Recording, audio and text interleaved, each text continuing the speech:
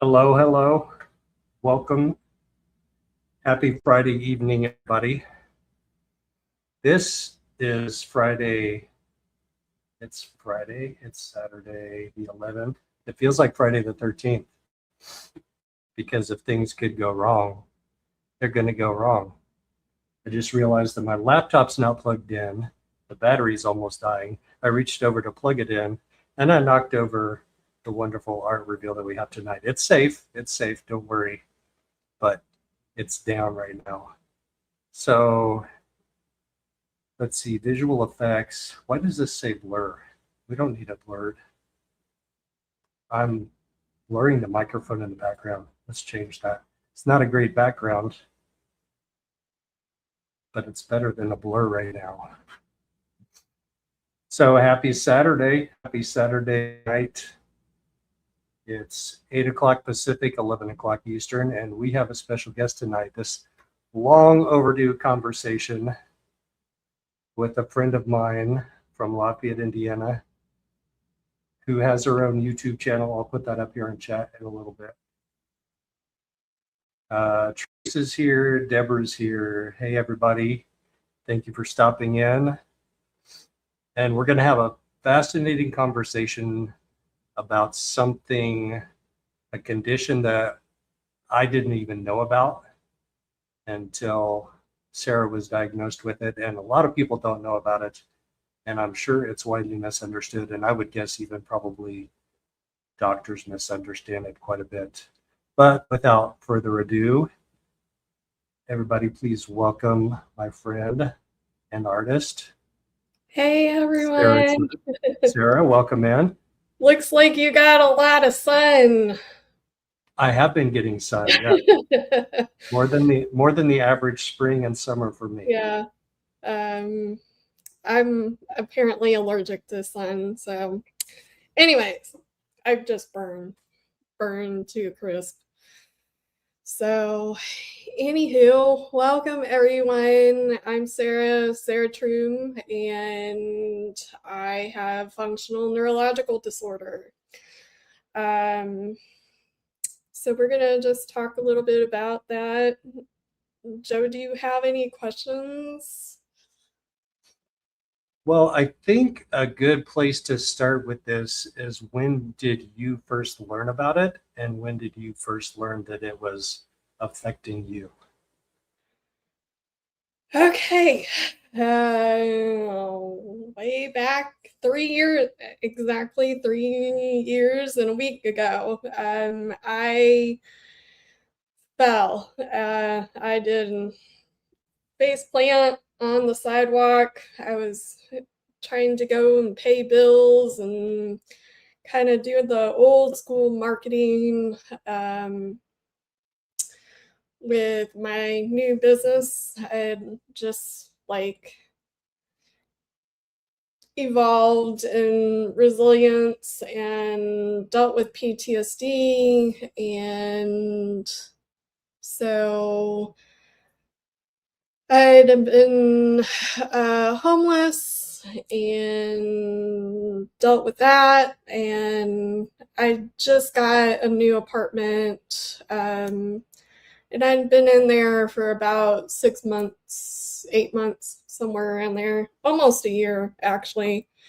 And so, yeah, and life was really, really going good.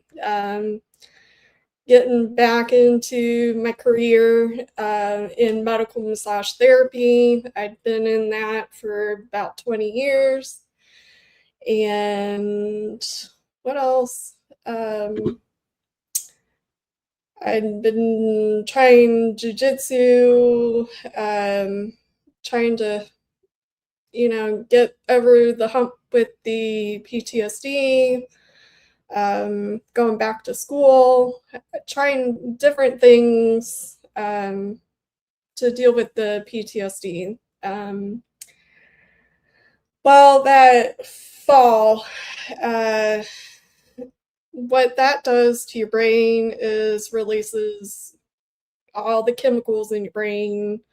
I did not hit my head on the ground, but that whiplash, concussion can cause significant damage to the brain. And of course, I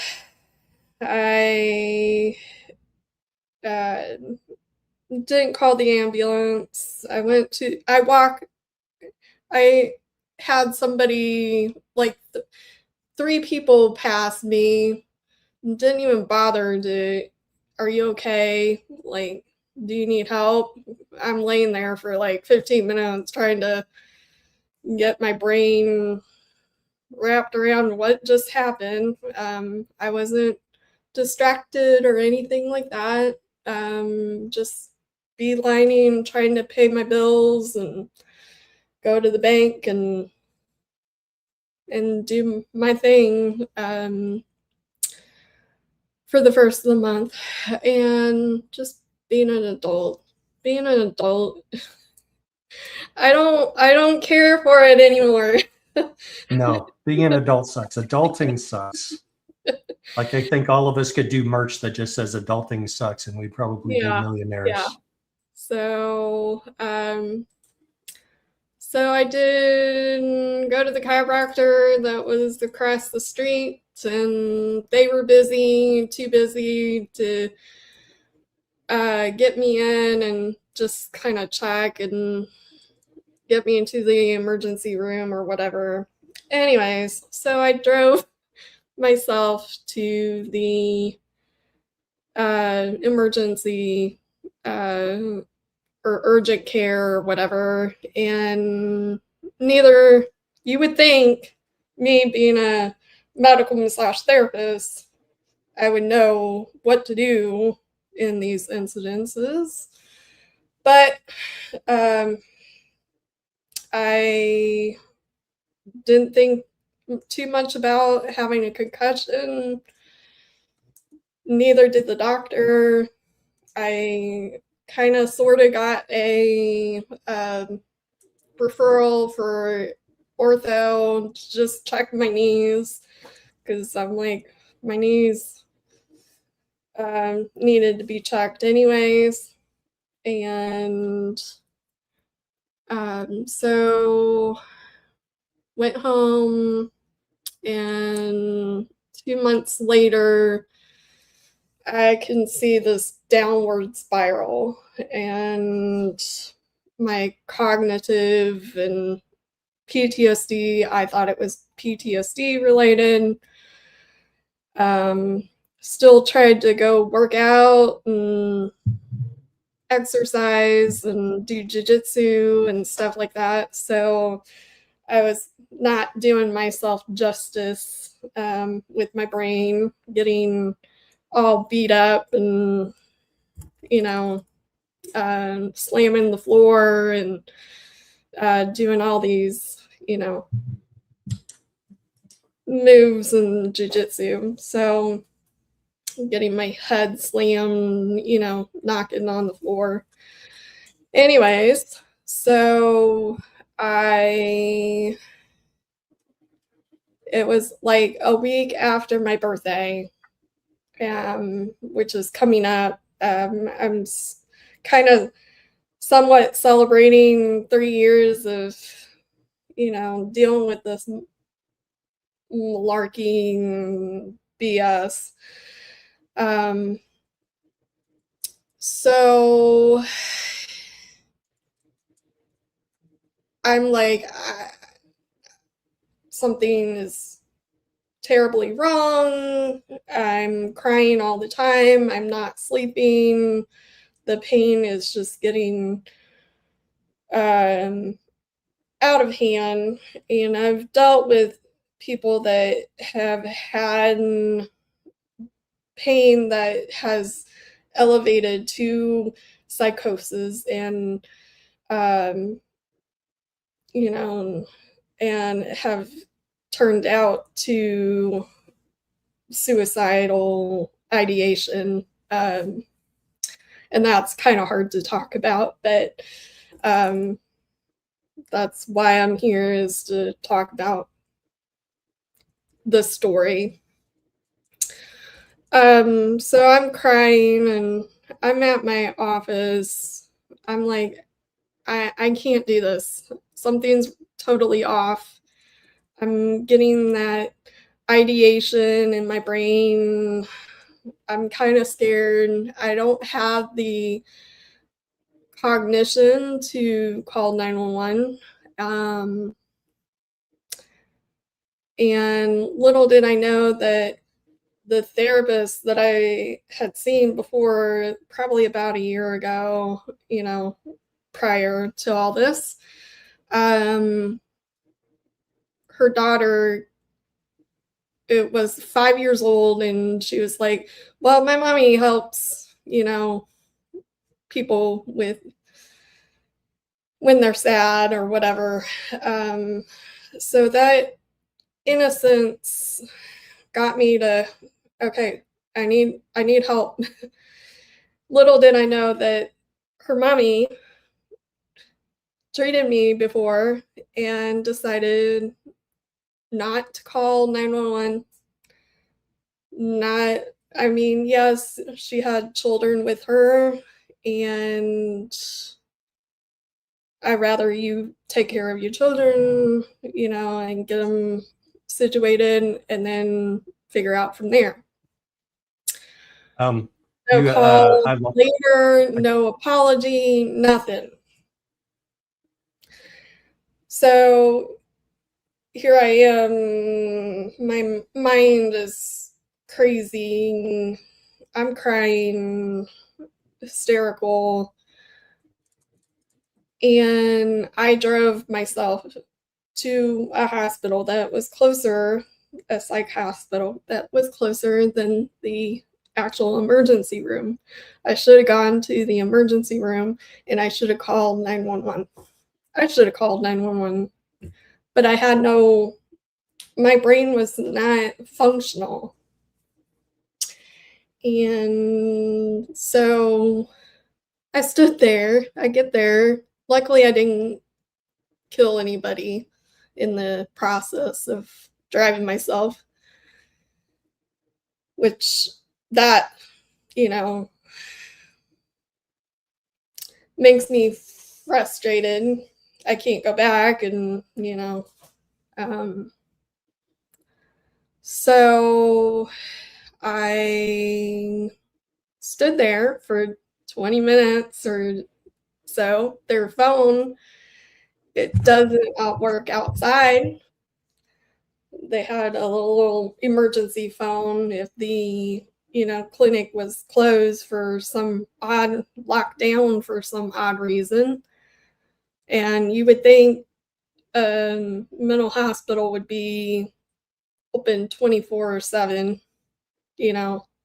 somebody there, check you in, admit you if needed, or call 911.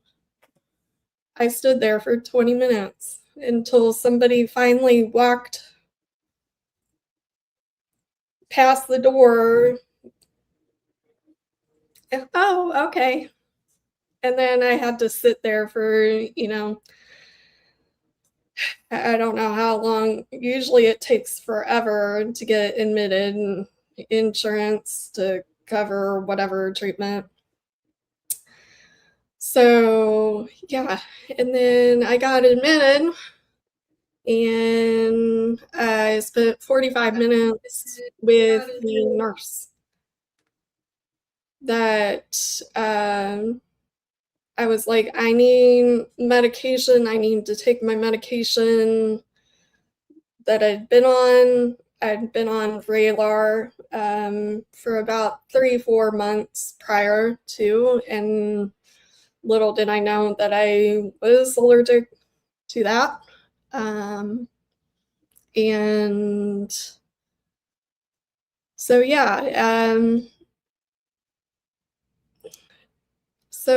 I sat there for 45 minutes and she was going to say, well, you should have brought your medication with you. Who does that? When you're in a mental health crisis, who's going to go home, which my house was like 20 minutes 40 minutes round trip, go get the meds. I'm not in the mental state to go get my meds. Right. I'm not gonna be like, oh, I'm gonna bring him to work with me.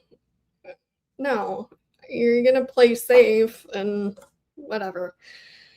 So, and then she kept telling me that I was gonna get kicked out if I didn't stop crying, and my blood pressure was stroke high. I didn't care if you gave me a freaking shot in my butt. I didn't care if I needed to take a temporary, solution. I don't care if you gave me sleep aids. I don't care if you gave me sleepy tea. I don't care.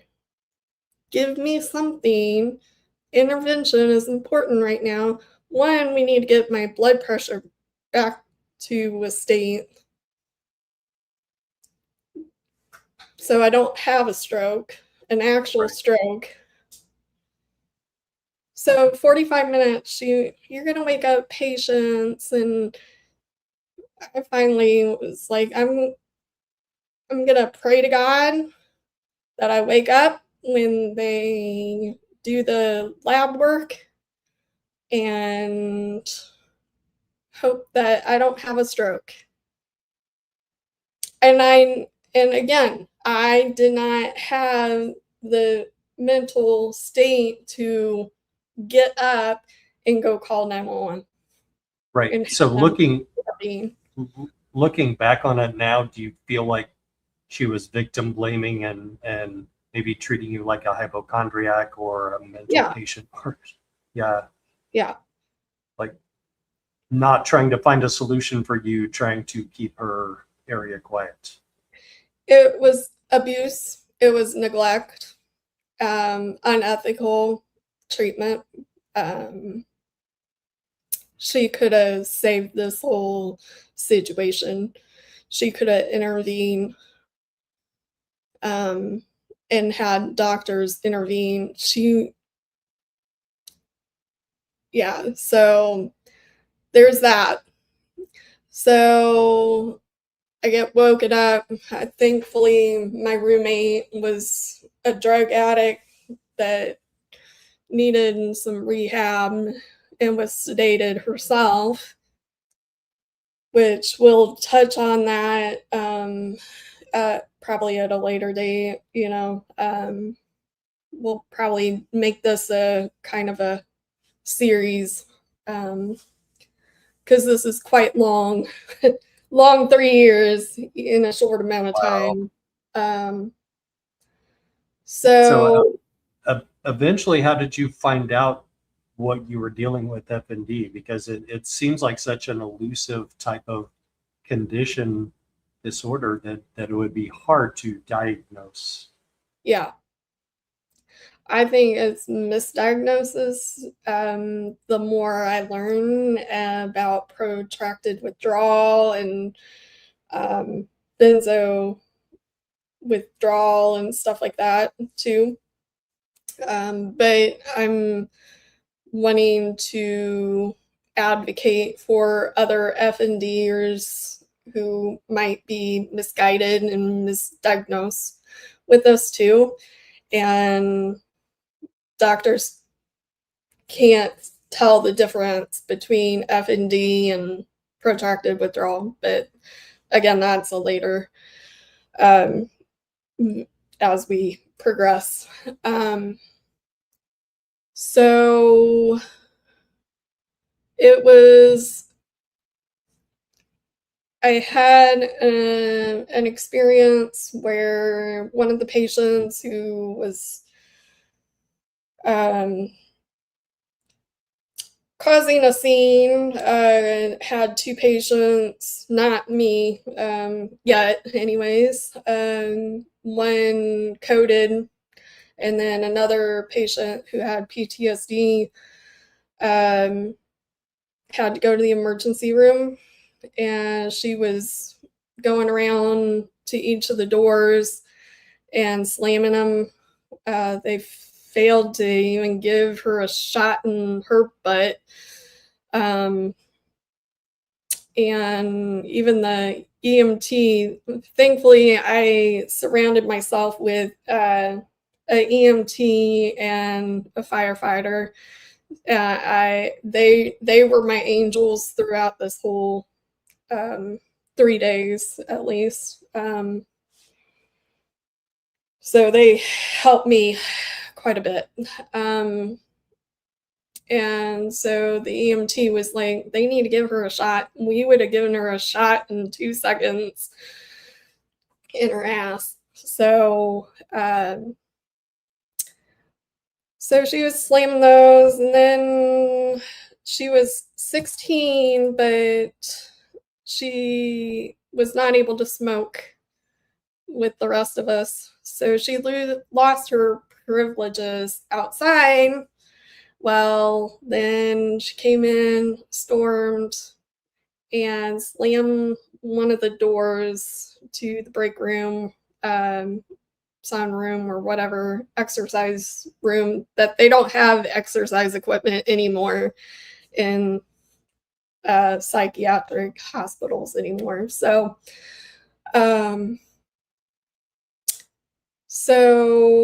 she slammed the door, and they thought maybe I had conversion disorder. So that door in a psych ward is very heavy and has plexiglass, but your mind thinks it's going to shatter. And so that's where they thought maybe I had conversion disorder, which was, it's an outdated terminology now. It was changed to functional neurological disorder back in 2013. And that's where your brain converts it mental trauma into physical trauma. And I had been on, they cold turkeyed me off of Vraylar. They never gave it to me again, but they put me on ziprasidone and doxepine, which I'm highly allergic to psychiatric medications. I've known my entire life that I'm very sensitive to medications, and that's where I need help, or I thought I needed help with psychiatric medications. Okay, pause just for 1 second there. We have a raid coming in from 857. My buddy over in Tucson. Looks like he just ended a live stream, so he sent everybody over here. Woohoo! Hey, so welcome in, everybody. Welcome in. So what we're talking about with Sarah right here, hold on, let me find your comment, Lin Jen. What we're talking about is FND. So that's functional neurological disorder, right? Yes. So that's something that a lot of people don't. Withdrawal and some other underlying issues as well, but functional neurological disorder is the main issue. So we're going over your story. We started out, we're a little of the way through it, but this obviously has, it impacted you in that moment right now, right then, right? Like a huge impact, but also a huge impact like in your life over the last 3 years. The best way to also describe functional neurological disorder, if you have PTSD or complex PTSD, I would say this is the rarest form of PTSD. So once you get that complex PTSD, then we're dealing with a whole kitchen sink of symptoms. I'm talking about seizures, syncopine, blackouts, you name it. I've dealt with it. Pain that instead of the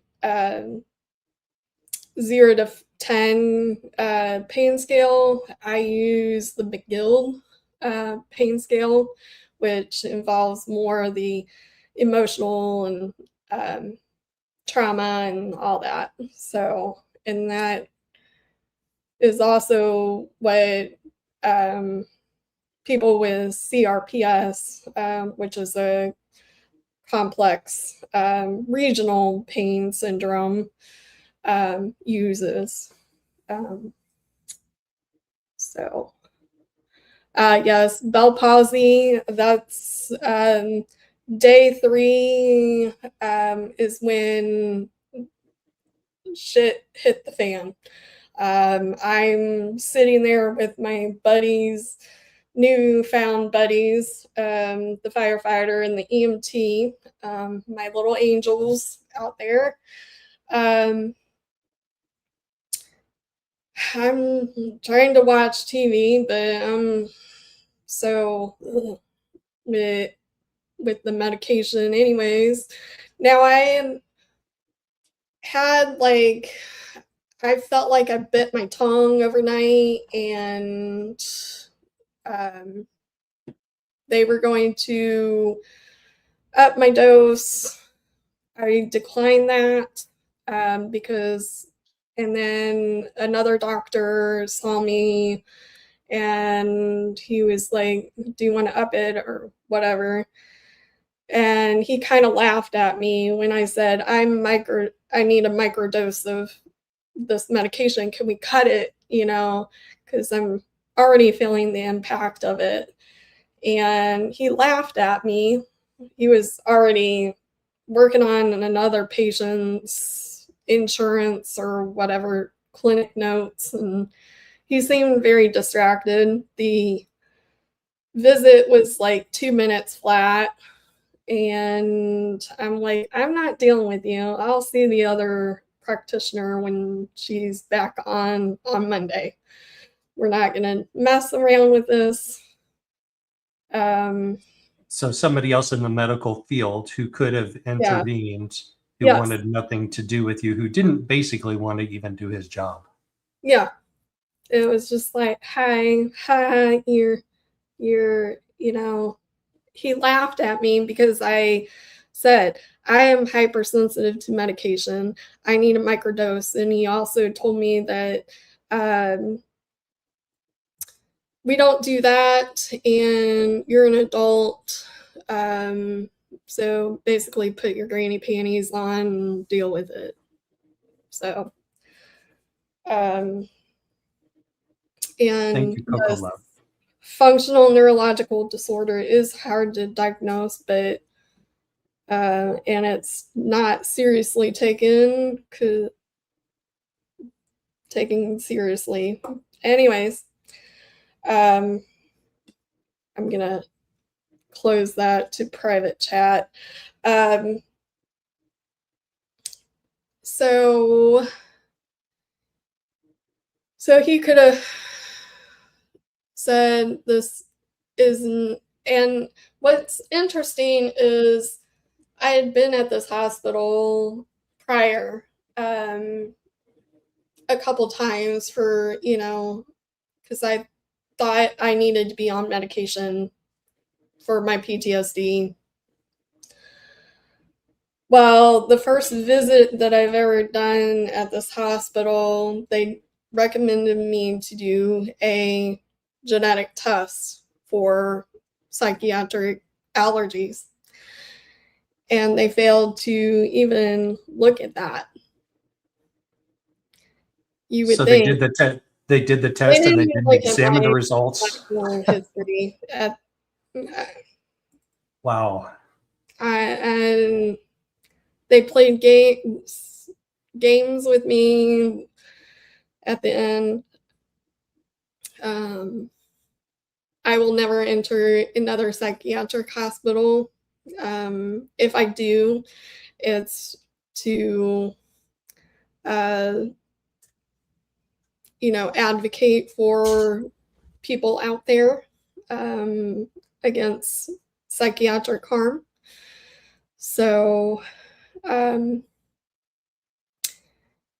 I to know if you have, actually, with the genetic test, I have what looks like the mother effer gene. So I process either too fast or too slow on certain medications.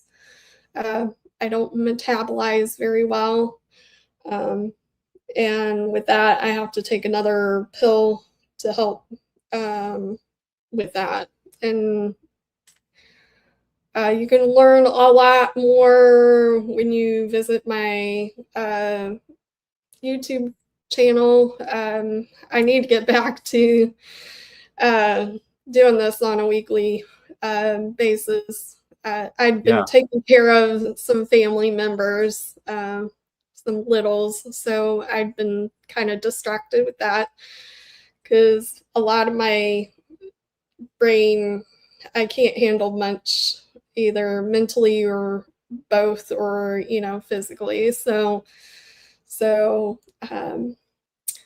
that's where I've been doing all the family things and just reconnecting and absolutely loving it. So yeah, I put your YouTube channel link there in chat, so everybody awesome. hop over there and sub up to Sarah's channel too. Yeah. So I'm sitting there with firefighter, EMT, and my face starts drooping and looking like Bell's palsy. Now, prior to that, 45 minutes prior, I had the initial scare. Again, my face was droopy. I'm like kind of blacking out, seeing stars and stuff. So the nurse was like, come back and see me in 45 minutes. That damn 45 minutes. 2 minutes and 45 minutes. You could have intervened. You could have prevented this since day one. So she gave me something for anxiety because apparently I had anxiety finally. And dealing with medical professionals who aren't acting like medical professionals would give just about anybody anxiety. Yeah. And my blood pressure was high again. So it seemed like my blood pressure was just like anything that happened. It was just like fluctuating up and down. So I am sitting there and watching TV, and I'm like, something is terribly wrong. Like, and then I didn't realize that I was losing function in my dominant side. So face droop, numbness, biting my tongue at night, seizures. I still have numbness in these 3 fingers to this day. So they called the EMTs, 911. I started blacking out. The adrenaline and all that was like rushing in my brain because I'm like, crap, I'm gonna die. I hear them calling my sister, who is a nurse practitioner. I get her on board. I get my other sister on board. And And then 15 minutes, the EMT kept jabbing me and couldn't find a vein. I'm like, just stab. I'm going to school for phlebotomy. Just find a freaking vein and let's go. Like, I'm gonna die in this rig. And so I kept going in and out because the stress of everything. And get there, I immediately get rushed to do a CT scan. They put me on the stroke, protocols. I've never seen the fastest doctors. That was the pivotal moment, that I was like, I've got some really good doctors here. Yeah, Lynchen just had a super chat here. Luckily, she says she has great doctors. That it makes all the difference in the world. I mean, you have Yeah. really crappy doctors, which you had to deal with, and nurses. And then you have doctors who do their job and do a fair job, and then you have great doctors. So and the great doctors do make all the difference in the world. Yeah, and if you are hypersensitive to medication, I highly suggest you doing genetic testing.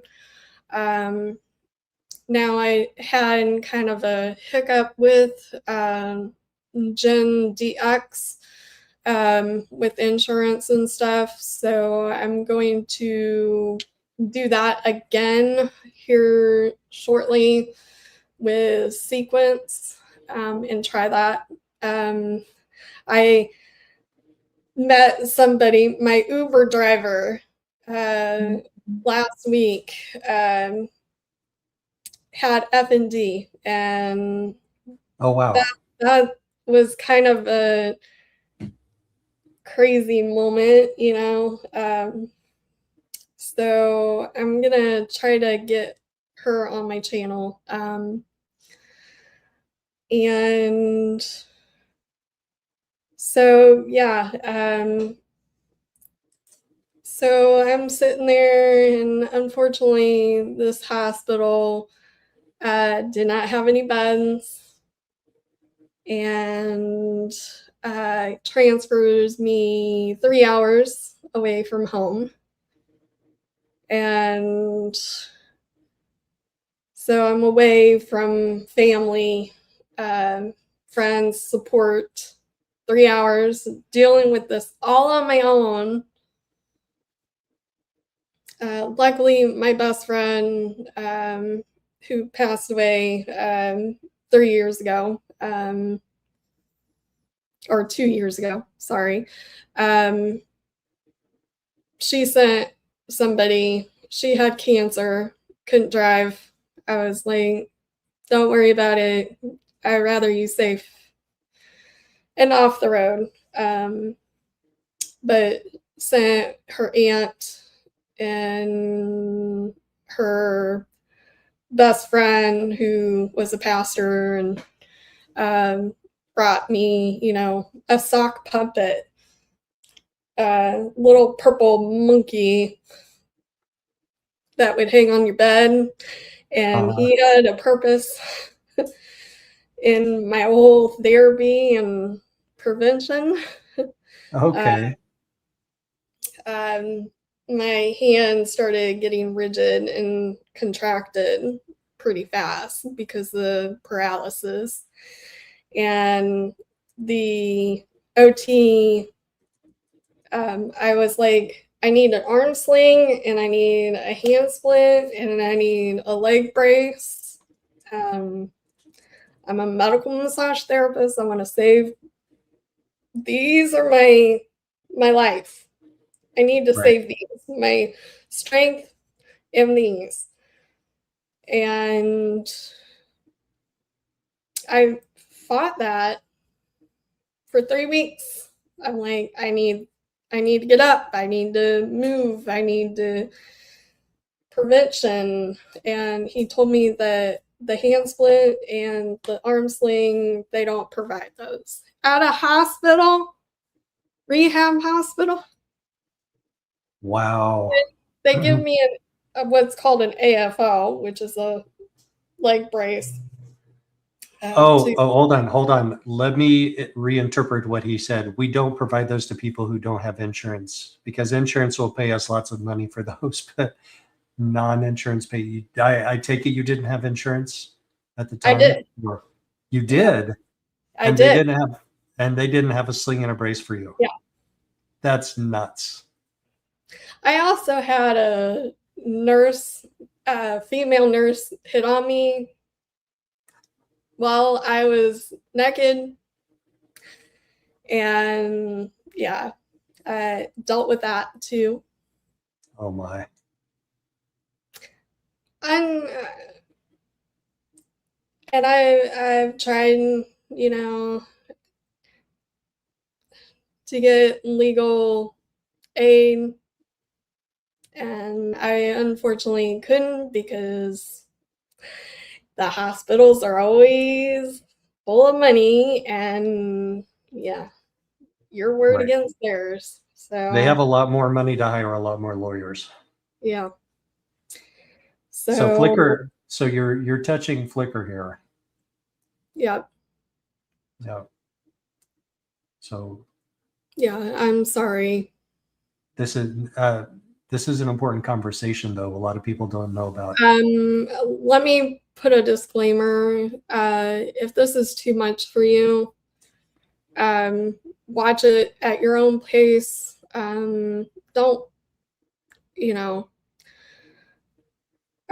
you deal with your mental health best you can. Watch it at a later time, speed through it later. We'll fix it so there's some timestamps. So, but take care of yourself, Flickr. Yes, self-care first. Yep.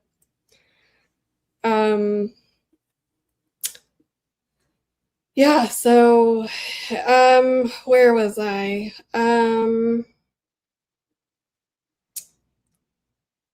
So and then I am like also fighting mental health. I'm like, I need to get off these drugs carefully, taper off of them. So I'm begging every day for mental health. The doctor in rehab said, "Oh, you're not going to have enough time with 3 hours of rehab.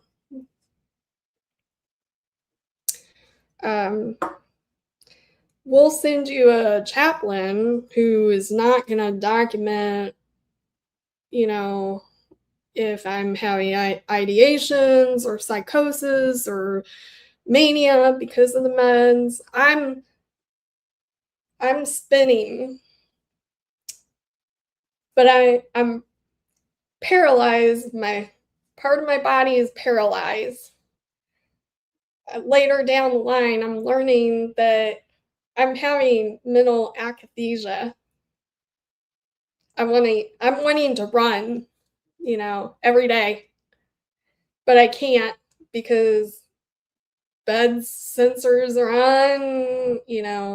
I can't get up without assistance. I'm wanting to move to a different town,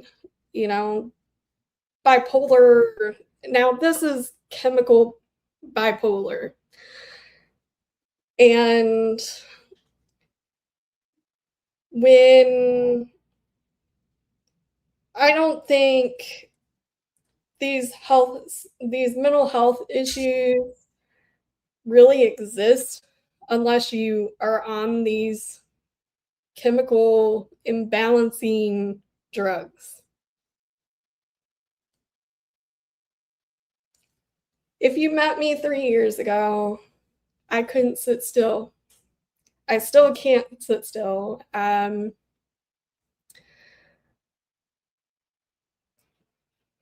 I'm a hell of a lot better, and it takes longer than 2 days, 2 months, 3 months. It takes probably about 2 years or more to overcome chemical concussion, induced concussion. So I'm using the sock puppet to prevent my hand because wrapping a towel is not going to be good. I have subluxation in my shoulder. What's that? It's where the tendon starts to dislocate shoulder, caused by the weight of your shoulder, because you have no strength, and the paralysis is pulling your shoulder out of Oh gosh. it, and then it can tear. So I'm dealing with that. I'm fighting and fighting and fighting with these doctors, and then like the day before I get transferred to the rehab unit, I spent a week in intensive, it's not intensive care, but stroke unit. And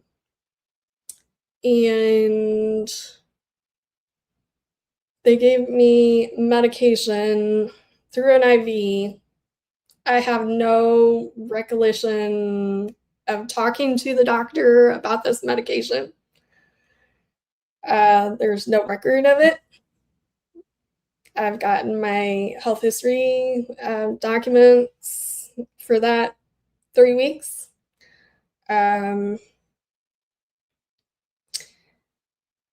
Yeah, and then So they put a medication into your IV drip line and didn't yep. take a record of what The nurse was like, "You're in the 20 or 30 years that I've been practicing nursing, I've never had anybody ask and go and talk to the doctor and make sure that this medication is for me." And well, that was my mistake. He rest assured with the doctor and rest assured with me that it was for me, and it wasn't. I was like, okay, maybe I forgot something. This whole week has been chaotic. Maybe I forgot something. Maybe I'm having memory issues. And maybe the doctor having memory issues. I never saw her. I never saw her that day. So who put the medication into your IV drip line? The nurse. Yeah, they usually do that, right? And but maybe seconds before I started freaking out, coding, pulled a code. And they, excuse my French, fucking lied to my power of attorney. They called emergency contacts. I'm trying to talk. I vaguely remember talking on the phone. I'm gonna die.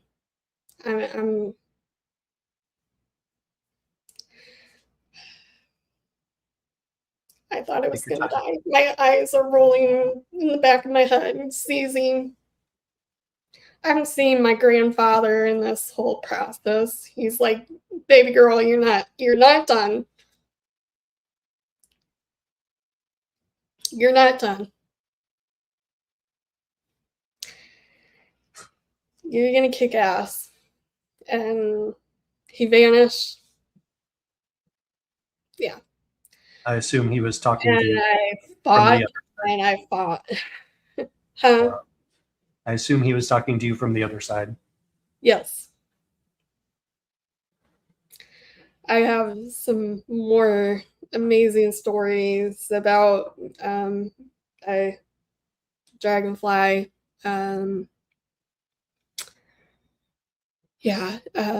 That not only were coming before all this happened, but I met some lovely monks that came to town and taught, meditation, and they gave me prayer beads. The second time they unplanned visit to town, gave me this prayer that just, I don't know what they did, but this prayer plucked all the PTSD off my body. I felt like I was in an exorcism. I don't know, but something that I can't explain. And then after they were starting to pack up and leave, Dragonfly was hitting the window. So I've been seeing a lot of dragonflies with this whole story, this whole journey. And that's also have been my sign. I'm not done. I'm not done. I'm going to fight this. I'm even planning to go to DC because there's some war on people with disabilities being institutionalized. So that's coming up here. I'm going to start talking about that. And I'm sorry if I'm all over the place. It's just, cognitively and emotionally, this is hard to talk about still to this day. It seems like yesterday when this all transpired. So I do apologize if I'm whipping in and out. And so they transfer me. I'm still fighting for mental health. Keep seeing the chaplain who's like, I'm not qualified for your mental health, and you need some serious mental health services. I'm just going to document you being a sunshine, happy, go-getter type person. And here are some numbers to call outside the hospital, which I was like, my mental health therapist outside at home is not going to offer, services because I am in the hospital. And then this other lady that I called, and she was like, I can't see you.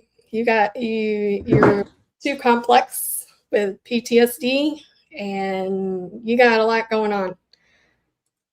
So,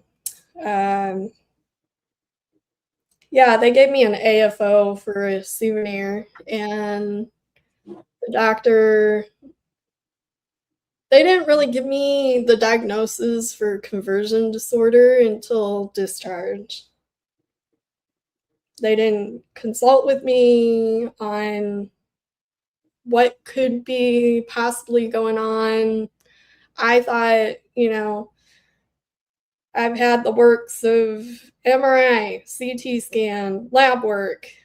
I was skeptical because another family member had transverse myelitis, which was going through my head as well. Like, could this be what? Transverse myelitis? I picture somebody smiling and then somebody else smiles. Transverse myelitis. Yeah. I have no idea what that is really, though. It's very similar to FND. it attacks the immune system, especially in the medial, in the spine, and paralyze them from the waist down. Now this family member and I share a birthday, and we kind of walk like each other now. So we're kind of the twinsies, although I walk a little bit better. And so, and I'm like sitting there, and the doctor is telling me this is conversion disorder. It's all in my head, basically. And I needed mental health services. Really?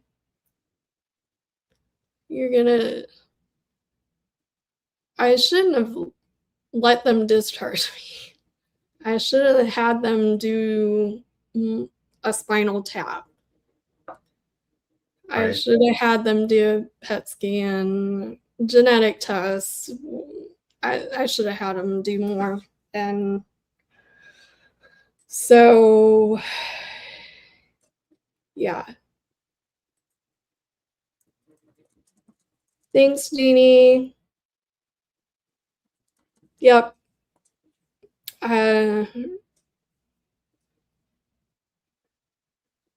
Yeah, so they didn't know what it was. I mean, yeah. how did you get to that conclusion, or how did somebody come up with that conclusion that it's FND? I mean, did you have to do all of that work basically yourself? Yeah. Now I had to see my primary care physician in the next couple days. I lost my home.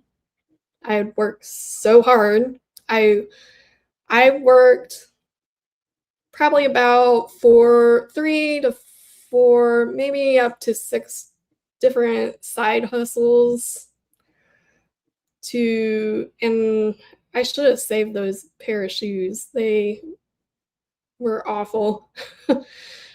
And then got back into my career, and then got back into owning my own clinic. Got off the streets, I went from couch surfing to living with strangers who were kind of cultish. And we can dive into that at a later date. Who did not like that I was on mental health medication and seeking mental health services. And I was like, this is not gonna work. So I ended up going back into living in my car and couch surfing and stuff.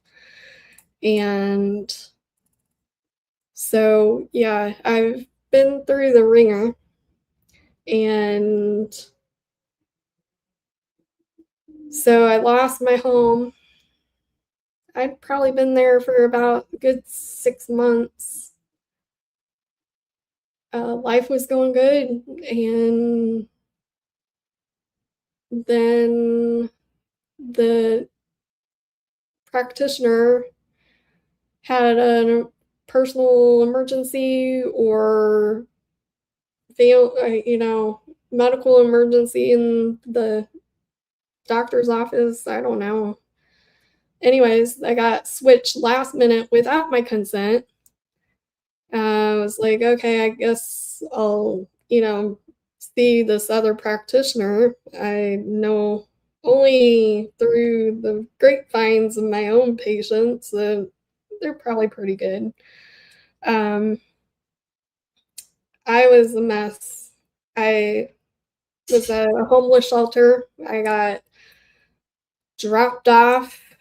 The hospital put me in they took away the waffle for the butt cushion, which is very painful if you're sitting in a vehicle, strapped down in the back of, in a wheelchair, strapped down. I felt like an animal, in a cage, strapped down in the back of the van, 3 hours, every bump, I could feel every bump. And I mean, come on, put me in a real seat belt me correctly, where I have a headrest, like 65, that 465, and there was a truck that could have, hurt us. And So you weren't secured in the vehicle, your chair? I was buckled in, but there's no headrest on wheelchairs. Right. So again, if we got into a major serious accident, another whiplash, concussion is what I'm saying. Right. And so I get dropped off. The people were like, at the homeless shelter, were like, which is another story. It's just like one story after another. They have a respite unit, but I couldn't technically stay there because when I was a liability, because I still needed assistance to shower, wipe. I was still gonna revert back to, I could walk, but not very well, unassisted, and needed to take it easy. And their beds were, dormitory height. And that first night they had somebody started a fire with popcorn. So wake up to that, and I'm trying to waddle out, last one around, last one out. So nobody helped you out during a fire? Oh yeah, there was an elderly person that was like, here, take my walker, you can sit, and the homeless people are the most humbling people on this planet, and are willing to help you. And it's, anyways, so you are falling, you're falling through the cracks because you're not getting any medical care, and you need medical care. You're not getting a good diagnosis, and you need a good diagnosis. You can't work, you can't better your living situation because this is affecting everything, and there's no help out there for it at all. And then the nurse or the doctor that I go see last minute get switched through, she has no idea what conversion disorder is. Googles it. Obviously, there's misconceptions of conversion disorder and disconnect with functional, that it's changed since 2013. So guess where she sends me back to? Involuntarily sent back to the same hospital that caused all this. Yeah, I want to, but I'm trying to be a lot better about my cursing and leave it to FND when I have attacks. So we'll give you a pass. Yeah. If you feel the need, but that's You can decipher what I'm trying to say Yeah. here. So I'm like expecting, okay, this is gonna be 7-10 days. I was there for 14 days. Only got one shower because I needed assistance. The other patients started sneaking me into the bathroom because I would ask, I need to go to the bathroom really bad, incontinence. I was losing all functionality. 2 weeks of 3-hour rehab, Monday through Friday means nothing. I literally get back in there like, okay, I'm just gonna have to do this all over again. 7 to 10 days. Get on some better medication, which is a total joke. And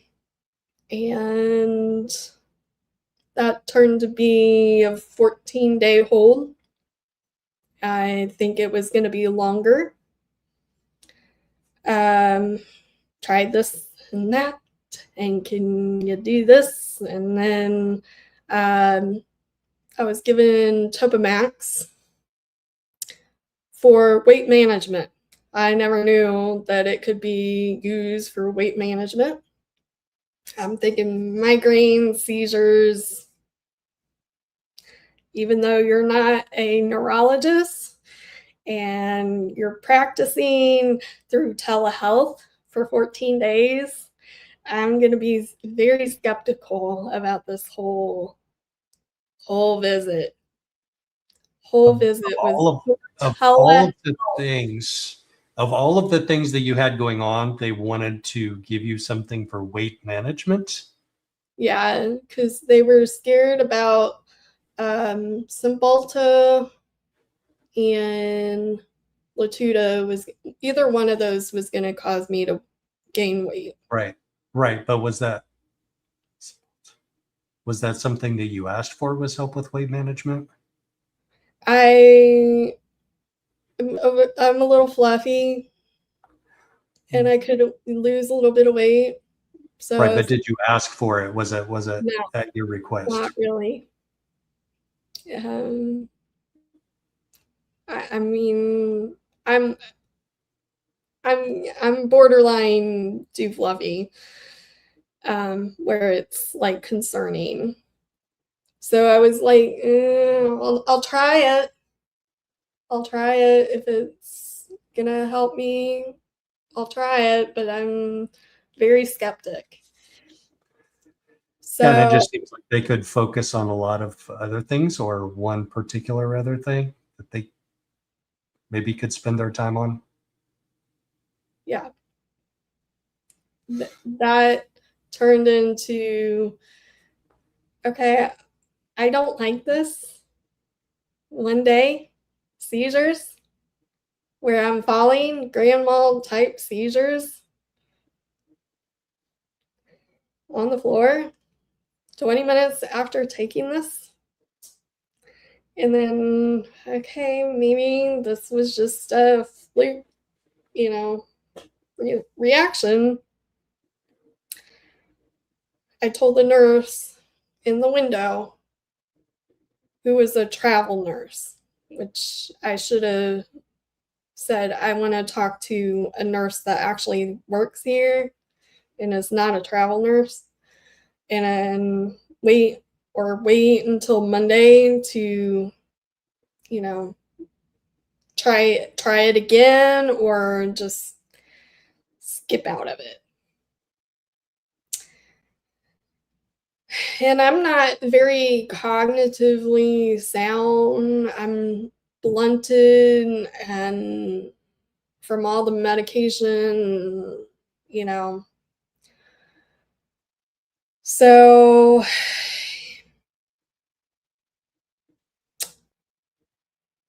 I was like, okay, I'm gonna try it again. What And are you trying? What are you trying? What are they having you try at this point? still the Topamax. They Okay. basically you got to take And all the first time that you're getting. the first time you took it, you had a seizure. Yeah. And then in mental health, you're reported as not, if you're not taking your meds, you're checked off as like resisting, um, you know, your medications. And um, so basically you're not having, you're not informed, consenting, and then it counts against you. It's stupid. It So you were basically like, is in my yeah. So you're uh, largely powerless over the situation yeah. and your meds, and forced to cooperate or get And punished somehow. oh, and then they took me off now the doxepine and Vraylar. So they cold turkeyed me off of that the first night too. And then the so I'm also urinating on the floor, urinating in the wheelchair. They eventually put me in a diaper to basically give me incontinence and other issues with, um, so they don't have to deal with me. Let me backtrack to the hospital for a minute. I was told that I couldn't stay here because I needed assistance. Um, I couldn't go to a 30-day rehab, which they kept trying to plan before discharge. Um, I was told that I was too young, had too much mental health issues. Um, I needed assistance. Group home wouldn't take me. Um, so nobody would really take me, and that's kind of why I couldn't get 30 days more of physical therapy, which I needed, and ended up in the homeless shelter. Um, so day 2 of the Mortop Max, I told her, call my power of attorney medical contact. Should I have any more seizures with this medication? And this total biatch ripped out my hair through ammonia or salts, which causes somebody to have more of a panic attack when they have a seizure. The other nurse that I kind of stayed with and got kind of the advice from, she's like, your enzymes don't match for somebody that has actual, structural seizures. You don't need the salts. You don't need that. So tell them that you do not consent to splashing salts. So now on top of that, I have panic attacks every time I do have like these grand mal type seizures, which have not, gotten better. So, um, yeah, I only got one shower for the 14 days that I was there.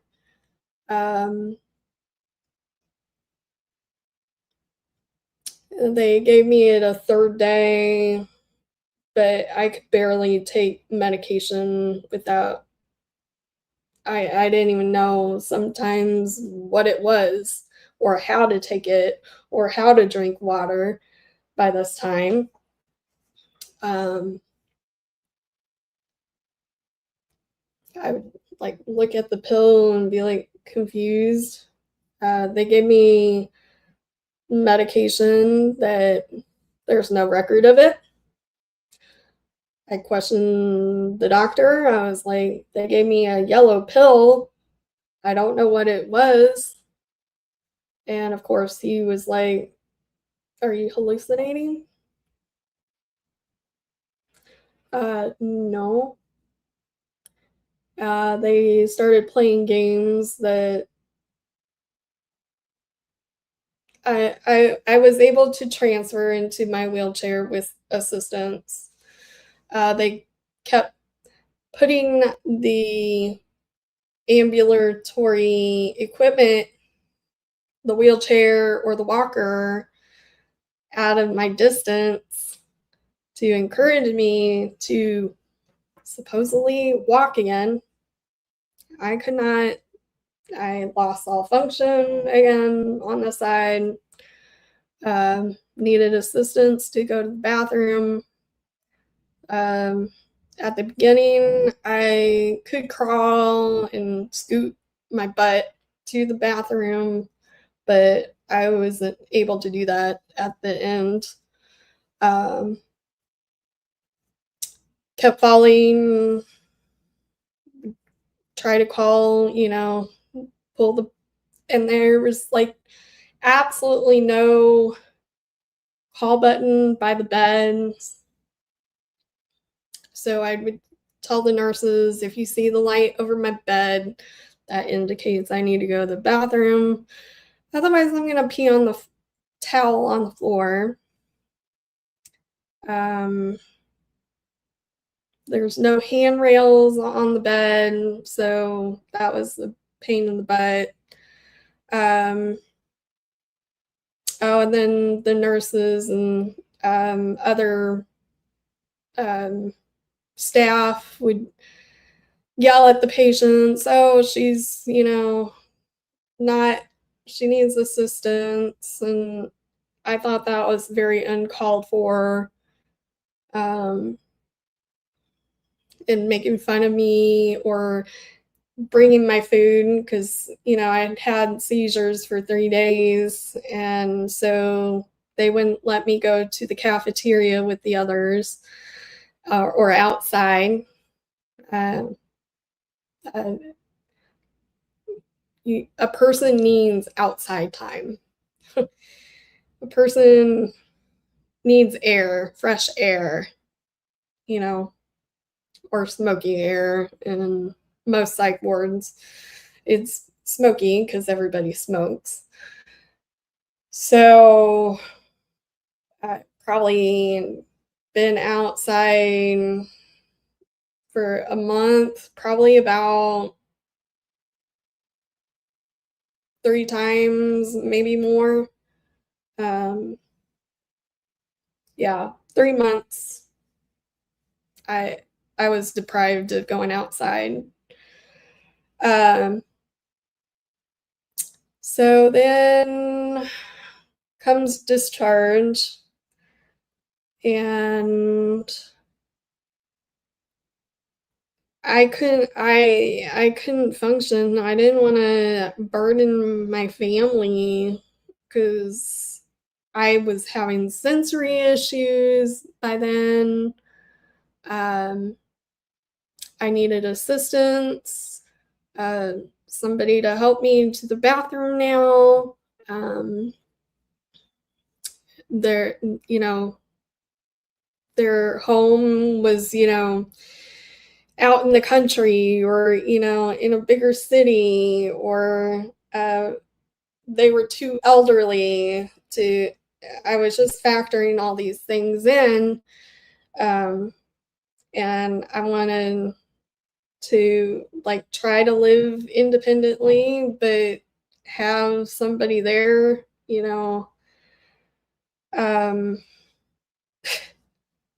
so the homeless shelter was like, no, she needs assistance. We can't, she's a liability, and I was like, that's understandable. I don't want to put you guys, you've done your fair share, but if you can help me get to the next step, awesome,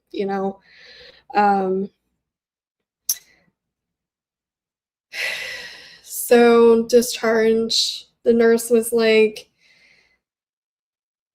you need to ambulate in order to be discharged, with a smile on her face. And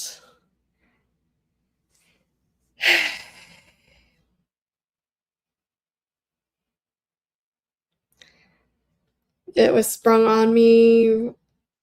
All of a sudden, I get discharged. I'll do anything to get out of here at this point. This is hell. Like, when you're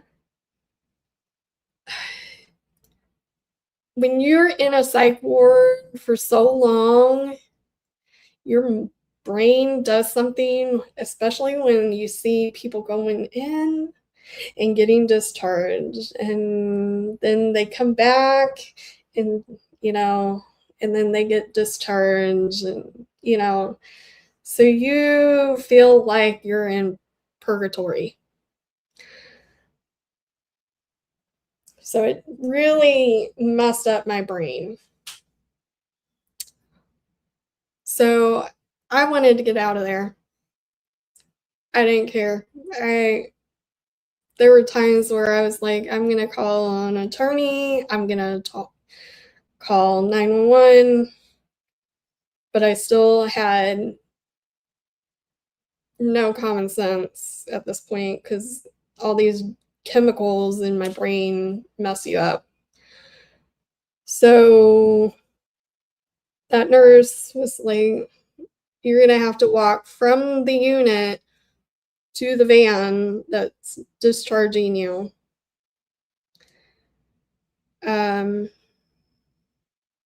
Luckily, they got me all packed up, and I was like expecting to somehow crawl, get dragged out at discharge, which I did, basically.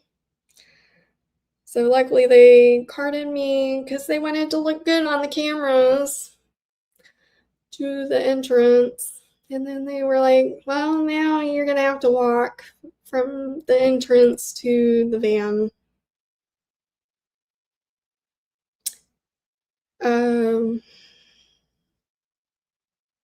Now, mind you, the nurse had stilettos, nice little skirt, valley girl, and then the other biatch nurse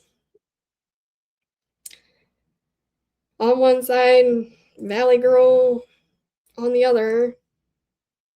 And I'm like, this is a disaster. I don't understand why a nurse cannot just, let me just wheel you to the van. And looking this up, forcing a non-ambulatory patient to walk against their will or without medical necessity is generally illegal and a violation of patient rights. If a competent patient refuses, I think forcing them to can constitute battery. This also violates federal disability laws and can lead to abuse or malpractice charges. Forced ambulation or involuntary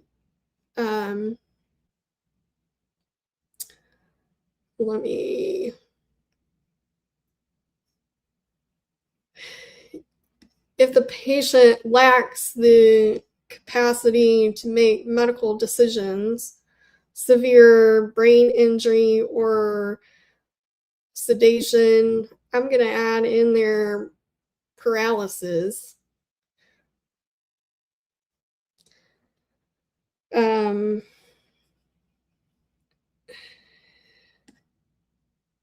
I've never in my wildest dreams, I would never do this to a patient in my care.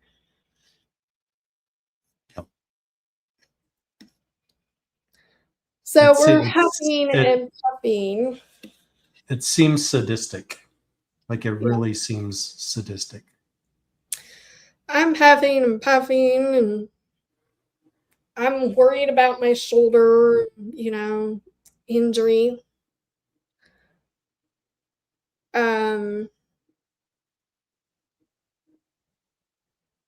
I think that, gosh, it was probably,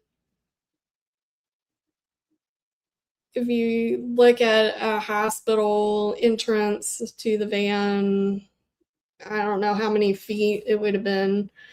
That would, on average, for a person that could walk with no problem, would have taken like 2 minutes, if that. 15 minutes, probably, if not more. I'm dragging my foot. My foot is in an AFO. It's tight fitting because it's just a generic AFO leg brace. And dragging my foot one step at a time. I'm like, I'm going to have another seizure. And they take their little finger and pull me up like a sack of potatoes up into the car. Didn't even buckle me in. And I feel this urge to start, this aura start seizing. I'm foaming to the mouth at this point. I'm vomiting because of the stress. They're going, the driver's like, oh, I can't take her anywhere if she's having these seizures. So they're calling the doctor, who wants me to come and stay another night because he doesn't know where, can't find me a place to stay for the night. I'm like, you take me to the homeless shelter, we'll make a plan. So they're calling people. Totally, I'm here having seizure. I don't know how many seizures I had at that hospital. All because of Topamax. And of course, it's going to be my fault,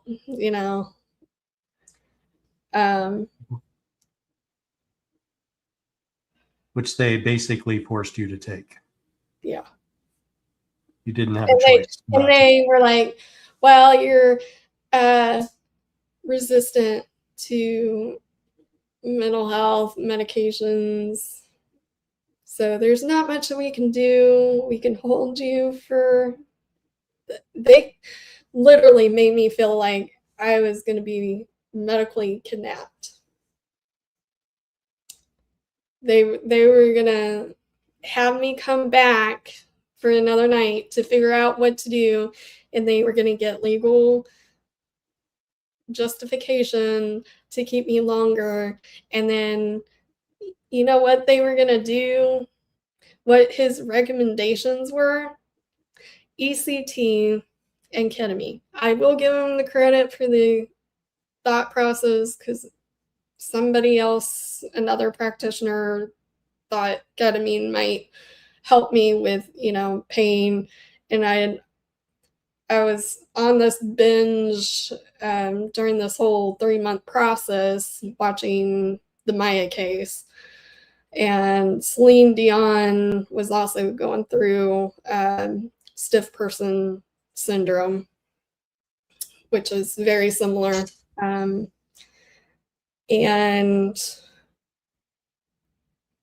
I was like, they were like, we don't have any beds. You're going to have to sleep on a cot again.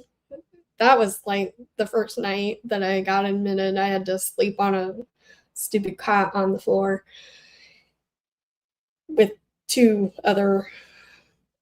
So if that doesn't tell you that their mental health is so, and big pharma is so money greedy, they profit off of anybody. Your dead relative, they'll profit off of you. Right. And so luckily they could not figure out how to fold up a wheelchair. And unfortunately, I know a lot of people, and unfortunately, the person that I was going to contact had had a major health event themselves, so they were not able to help me in this process.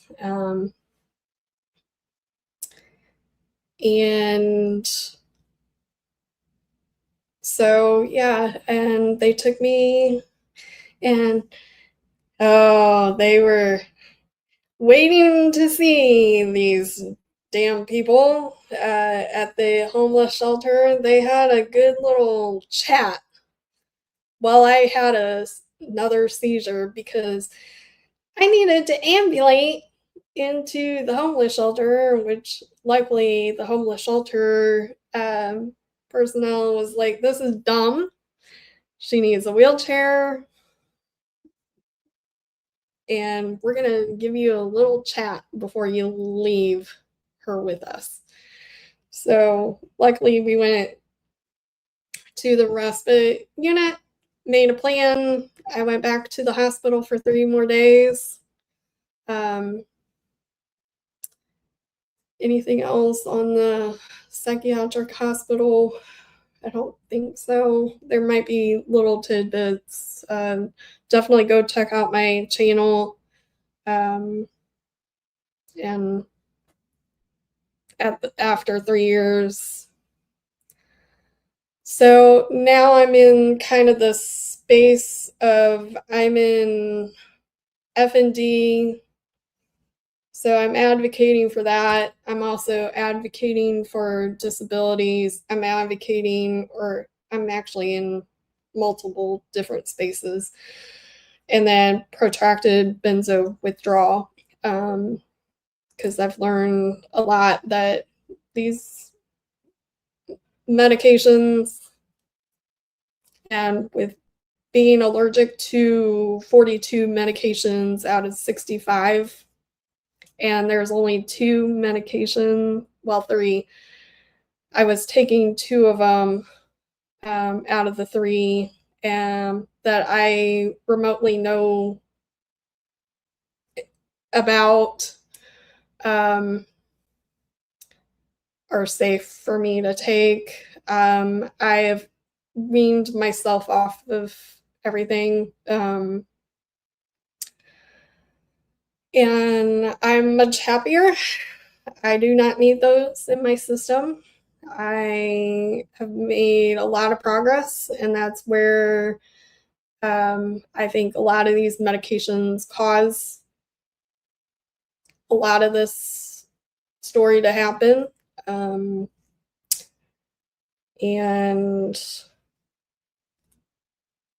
I'm making strides. I know my stories impacted a lot of people in the mental health community, disability community, FND community. And there's a lot of people that are getting misinformed and misdiagnosed and put on unnecessary medications. And it's driving me absolutely absurd. And I will fight this to the day that I die, that actually die naturally. And there's a lot of abuse in this, a lot of gaslighting, abuse, neglect. I've had it. And with this war on disabilities being institutionalized, this girl is going to go up those DC steps, and we're going to make it happen. I've planted myself here and there, and my voice speaks volumes. We're doing it. We're going to make history again, because this cannot happen. So yeah, and it seems like a situation where you had no one to advocate for you through the whole thing. You know, I look at it this way. I advocate for myself, and then that ripples. I use my God-given voice. You can only write so much, but your voice, your face, your emotions speak. That's my power.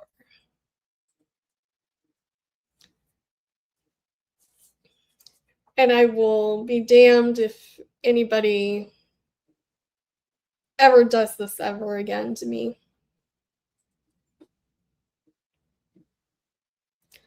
So, and that's I know powerful. that's a long. Oh, I think I made history on that. You know me. I have made 3-hour videos, talking about this and get on a tangent. That's a good record for me. So, let's reveal some. Well, let's talk about your artwork first. Okay. So, how long have you been into art, and how does that intersect? How does that intersect with your FND? I dabbled in it when I was a kid. My grandmother, other family members. My grandmother was an artist, and she started art at the age of 10. And she did it up until I think she was like 90, maybe a little bit younger, 93, somewhere around there. And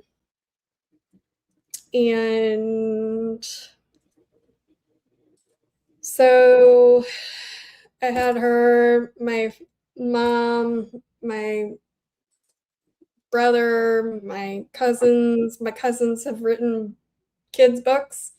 If anybody's interested, just give me a holler on that. And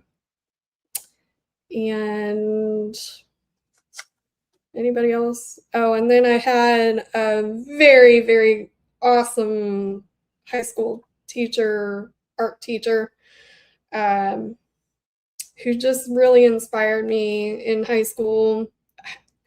High school is hard. A lot of bullying, I dealt with that in high school.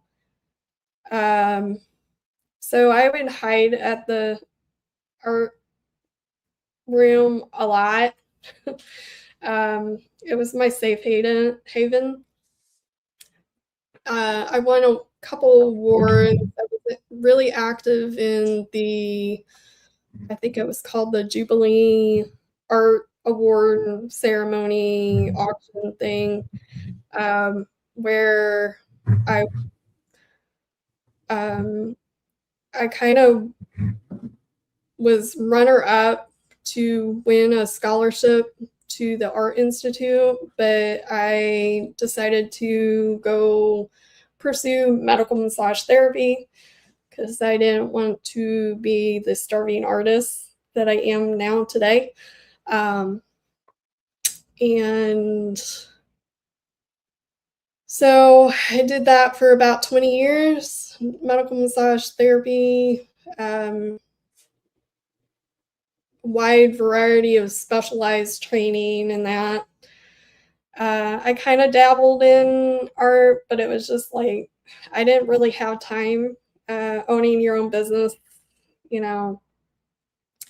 So I was like, I sat there in the hospital and I was like, what can I do to rehab and do my own thing, my own rehab? And what are my other gifts that you know? And I got it. I was like, okay, they would not give me acrylic paints at the hospital. So I had to order my own paints with the last $100 that I had, get my paintbrushes. And so I was like, okay, I'm gonna work on my right side, get that, become ambidextrous. Here we go. It's just like having a cast. You gotta rehab, and it just really went from there. I was like, okay, when I got home, I could only stand for X amount of time, like 5 minutes. Then that I would sit for 20 minutes or lay down for 20 minutes and then get up and then lay down or sit or whatever. And so I just slowly rehabbed and used it to my advantage, zoned in, splattered paint, got mad, got angry, created a pretty mess here and there, and then that just like, okay, did my research. I was like, okay, found the average size that people would buy to, okay, now I want to write a book, and, who's helped me, in this process? Can I give them a gift? And then that transition to the special part of it is, giving the person actual physical, giving the person the painting, riding the bus and riding Uber and Lyft, to delivering is like the ultimate gift in this whole process. Walking to the facility or the person's home or whatever, seeing how many steps I've walked, and rehabbed, and going from crawling to being able to fulfill something just gives you that dopamine, mental thing. So, and then that's just slowly but surely the word's getting around, I guess. And Yeah, it got around to me. yeah, I think you've been the big person in this whole process too, because you were the first person to ask me, what do you need? And I think you got me a heater. My room was very cold in December, and you reached out and delivered a heater for me, and then our friendship has grown. So, and then now you have done other things, and so it's helped me quite a bit. Well, So I I was think, happy to, of course, but I'm glad that your journey keeps continuing on a yeah, path to yeah, recovery. yep. So So I commissioned a piece of art from you, and I sent you 2 pictures of Charlie to use. That was the first one. yep, And this was me and Charlie in my Jeep getting ready to go on a road trip. I honestly can't remember which road trip that was. But in the background, so this is at a drive-through of one of the restaurants in Lafayette, but in the background, you can't see it, but the restaurant next door is Joe's Pancake House, or Joe's Pancake House. Whoa, we're all something over like the that. place. So that was the first one, and then there was a second one. It's going to take me 2 seconds to pull this one up. Stop screen. And we'll find the other one. This was a winter, just a few winters ago, one of Charlie's last winters. And he felt like posing. Actually, he didn't feel like posing. I felt like posing him. So that's the second picture. I actually sent you a half a dozen, and this one and the other Yeah, one are the ones that you picked out. yeah. You still have the scarf? I do. I do. And I think it's going to be easier. I was going to like try and move the camera over, but that's not happening today. I would Yeah, probably lose something valuable and the broadcast would end horribly yeah. if I do. So I'm going to bring You might want to painting. move your microphone. Yeah, let's do that. Okay. There we go. There we go. Let's move the easel.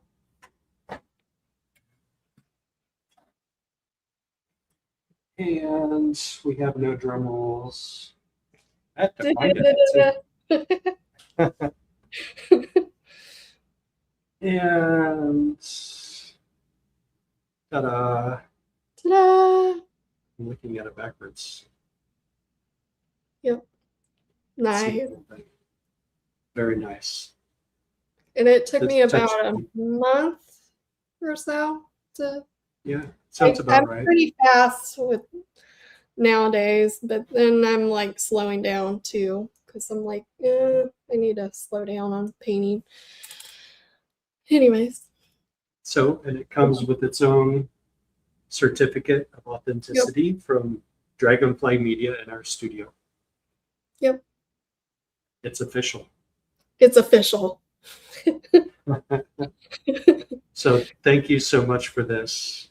Yeah, I'll you're treasure very, it very always. welcome. And the funny thing is, before all this happened, I had a bird that I was kind of experimenting, a little parakeet, and had a little bird named Charlie.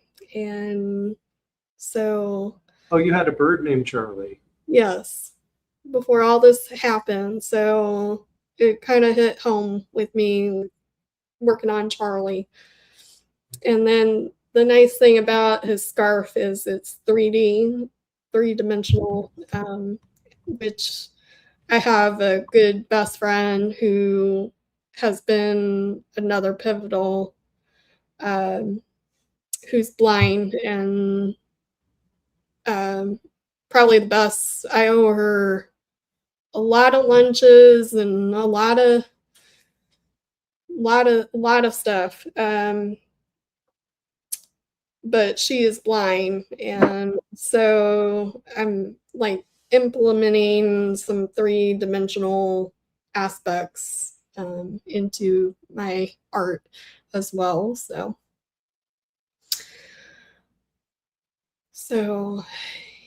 This yeah. microphone is going to drive me nuts. I had it fine, and now it just like wants to bug me. There we go. Do you want to hear about the crazy psycho roommate that I had? Yes, do tell. Inquiring minds want to know. Yes. So I don't know how I got hooked up with this apartment complex and roommate from hell. If you want to listen to a good song, The Rodeo, yeah, roommate from hell. I don't know how to. So I moved into my apartment a week after moving in. My roommate was like essentially grooming me, and then started calling the cops and the EMTs and yelling at me that I needed to clean the apartment, which this apartment, literally this roommate was homeless, had health issues and stuff. And she started putting Post-it notes around on my door and putting toilet bowl cleaner in the toilet and threatening me if I didn't put the toilet seat down, she would sue me because her cats would drink the toilet bowl. Oh my gosh. Causing me to have seizures, coming in my room, recording me, telling whoever on her end of the stick that I was taking seizures, which has also been another FND. You're accused not only by everybody, but especially the healthcare, that you're faking this whole seizure thing.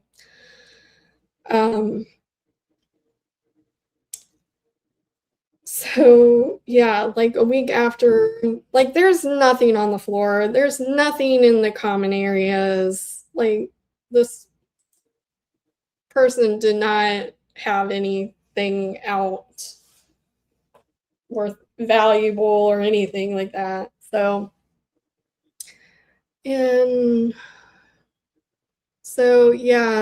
and 2 or 3 rounds of hospital visits. That was a fun experience where the EMT pulls my arm to stop me from seizing. And the doctor was like, I'll come back when you stop faking your seizures. What? Yeah. I'll be back. Like, this is after I talked to the nurse and I was like, this seems to be a diagnosis that I need to plan around, and I need lights off and just kind of zone out, let it do its thing. I don't need medication. Like, it's very common for EMTs to give you Ativan, which I'm allergic to. Like the firefighter one time, after having episode induced, I later learned that a lot of exercise and a lot of pushing through this caused my episodes too. So I learned to not call 911 or anything like that. I'm kind of scared to go to the doctor anymore for anything, which is kind of sad and pathetic because, you know, if I were ever in a crisis, you know, I'm not getting the care that I need because I'm too scared, because I'm going to be accused of attention seeking. And I don't know how anybody on this planet Earth can fake FND or a seizure or PTSD or panic attack or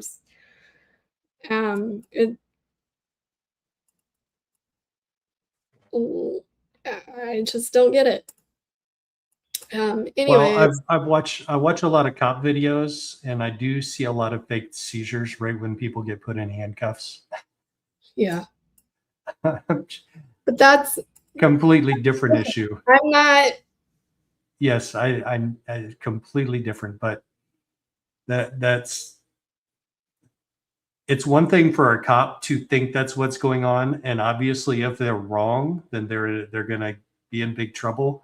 But for the entire medical care industry to treat you that way, and they treat other people that way too, that you're faking it, I mean, that's ridiculous.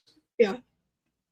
That's absolutely ridiculous, and it's And wrong. I kind of vaguely remember when that EMT pulled my arm, which I still have issues with my shoulder to this day. I screamed in pain because it was like getting rigid and contracting, and then I panicked because you're going to injure me. I've already been injured by the nurses at the other psych hospital.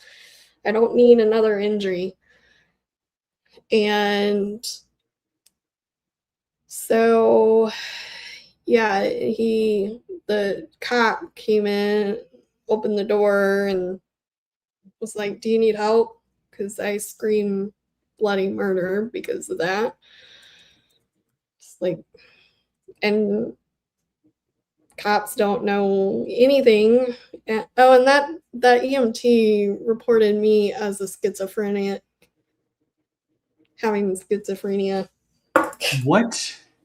Yeah. How is an EMT qualified to, number one, make that diagnosis? They apparently put on their notes that this is a possibility, but I wish yeah. Now I'm schizophrenic. What else? I'm lying. I'm attention seeking. Right. I'm faking my seizures.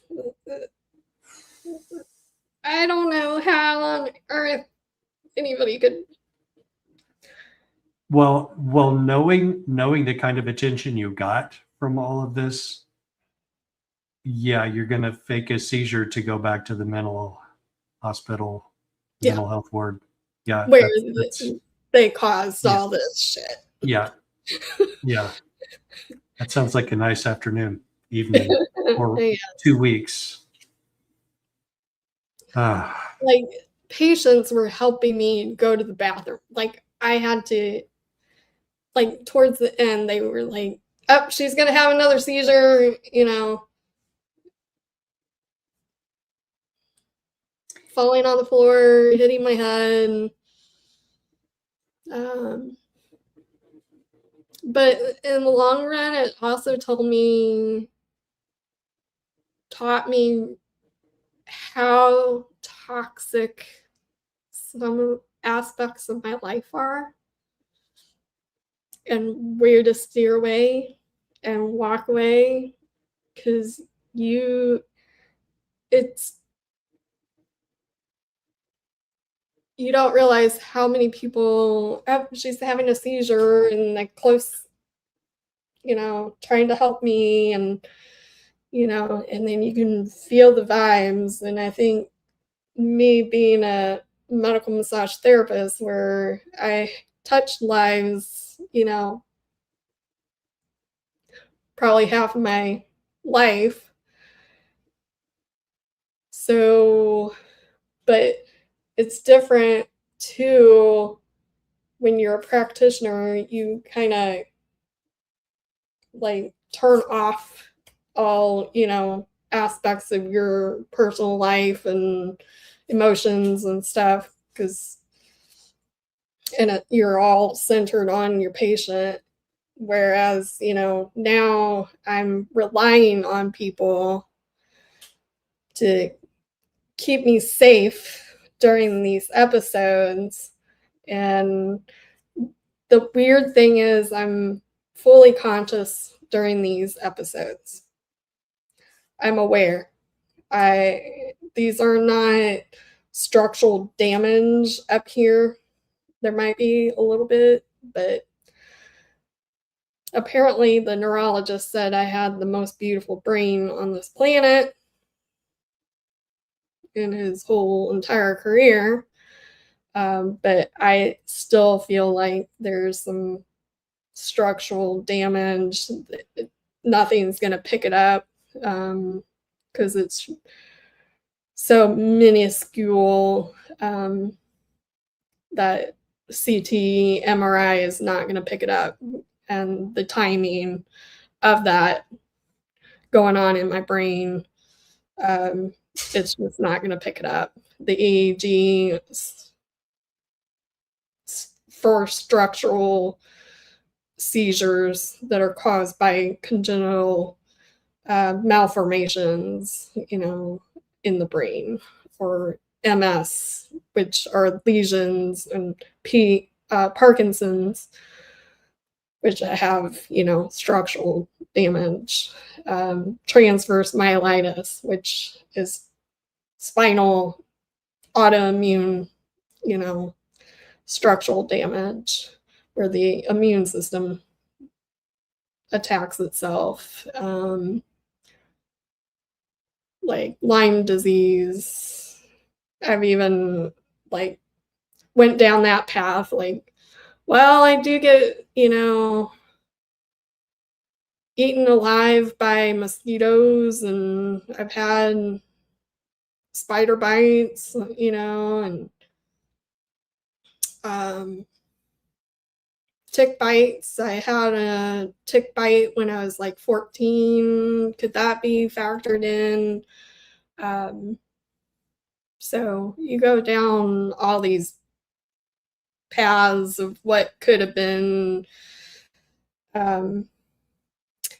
But my life was going good, Yeah, I had the PTSD, but it was manageable before all this fall happened. And I don't think childhood trauma has a factor in this either. Yeah, your brain collects trauma, but I think this specific trauma that happened in the psych hospital is where it happened. And that's where this all, it's kind of a Pandora's box, Right. It seems, looking on from the outside in, that basically your life fell apart and you've been trying to pick up the pieces ever since. Yeah. So I am thinking about going back into medical massage. I'm kind of looking in, because medical massage is not you go for a full body massage. This is more specialized. So I can like treat specific conditions where I can, prevent the physical work. So I can sit, I can treat headaches and migraines, which has been my specialty since I started back in uh, 20 years ago. It's crazy how fast things happen and how fast life goes. So count your blessings and kiss your, children and all that, because it goes way too fast. And especially when you have a disability and that's life altering, it just seems like it goes faster, because I sleep now anywhere between 7 to sometimes 20. Like at the beginning, I was sleeping 23 hours, give or take. Yeah, that's how your brain is so messed up after this. Well, you definitely opened up some eyes tonight. Yeah. Let's get her page started. I would love to talk to her. I think I saw Coco subscribe to your channel. I'll put it back up here one more time. People haven't, because they can follow you on there, right? Yep. And then I've got a Dragonfly Media and Art Studio webpage as well. So if you're interested in art commissions, that would be lovely. Is that a Facebook page or Website. You can find me on Facebook too. You can always add it later. Yeah, there's like 4 of them that popped up. I don't want to put the wrong one up. Yeah.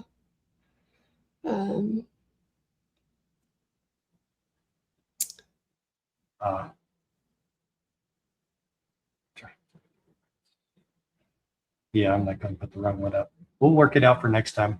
Yep. We'll make it a series. Yes, for sure. 2 more years of this. Right. Right. Yeah. Crazy stories that just mind-boggling sometimes. Even more than my mind was boggled tonight. Yeah. People in the medical industry boggle my mind, the way that they can act like that. And I've seen it with other people too. Like if there's something that they don't understand, their first go-to is hypochondria, attention seeking. Anxiety. Here's the pill. Yep. Okay. But thank you for spending. Now in my career, I work a lot with physical therapists and OTs, and that's also opened my eyes, because I was originally like planning to advance my career in PT. And when you're in massage therapy, we also deal with mental health. So I was like, well, maybe I should, venture in that direction, which is a whole mistake. But at the same time,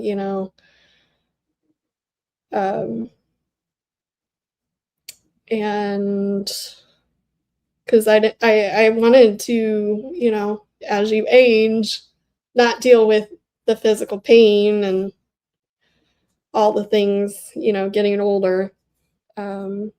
So I would expand that, but after what I've dealt with, I'm like, I'd rather get them out and get them to a professional that's done this for years, but is, leaning to anti-psychiatry and tapering off of these medications, because these medications do not do anybody justice. These cause more harm than good. And the people that I follow, mental health medications should not be taken for years. Yeah, you might deal with some, unaliving situation, ideation. Yeah, you might want to take it for a little bit. Or you might, discover a family member has, and you're dealing with PTSD, or you're a veteran, you can deal with it,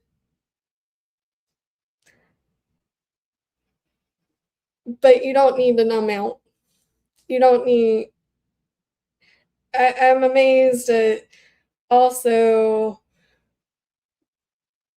your healthcare's, the doctors that prescribe this are like dealing with your drug dealer, and then they put you on this vicious cycle of, now you're like somebody with an addiction problem, and then I've lost a lot of friends through this too that don't understand this is not addiction. You shouldn't stigmatize this anymore. And it's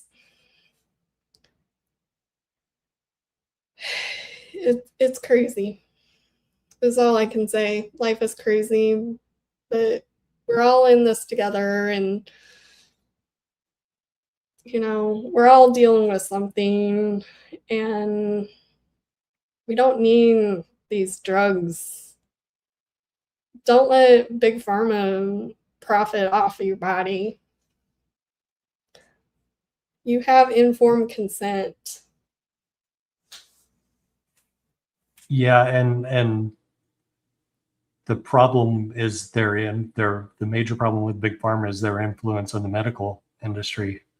Yeah. Because they literally will go around and buy doctors groups lunches and dinners to sell them on their next big thing, whatever that is. The whole system is, yeah, the system is ridiculous. Your doctors, police, EMTs, it's your neighbors next door who might be a vet. I don't know. It's just, it's time to wake up.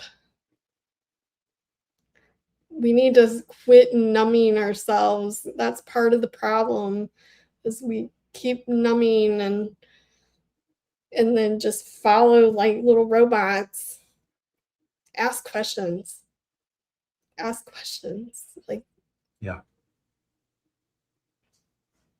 I can preach all day. Like this.